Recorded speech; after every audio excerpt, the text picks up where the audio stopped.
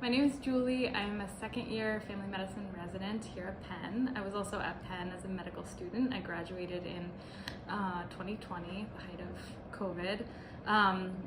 When I was in med school, I became first interested in medications for opiate use disorder when I worked with Prevention Point as part of the Bridging the Gaps summer internship program, and I saw the value of how connections to care matter, and also how, as a medical student, sometimes the best role I could play on the wards was advocating for patients to be connected to care for their opiate use, and also to advocate for the use of medications for opiate use disorder.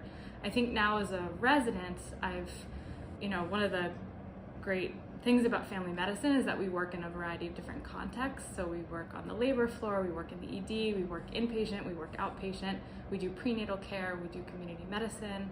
And I can't think of a single context that learning about medications for opiate use disorder hasn't been useful. I think especially when we think about oftentimes the most effective first step in any sort of treatment plan is addressing a patient goal of getting access to care for their opiate use disorder or treating that opiate use disorder.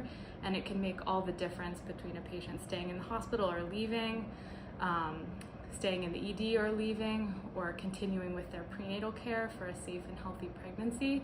And I can think of a couple of instances inpatient on our service at Penn Presbyterian where we were able to help start patients who identified wanting treatment for their opiate use disorder with access to that treatment, and then they were able to follow up in our MOUD clinic at Penn Family Care, and now they're just part of our regular patient panel there and are doing quite well. And so it's particularly rewarding, I think, as a young provider and as a former med student, to be able to have access to this information, even if you're not prescribing yourself, but to be able to advocate for better care for your patient. And just as we learn how to prescribe antihypertensives or diabetes medications, I think this is just another useful tool to learning how to help our patients.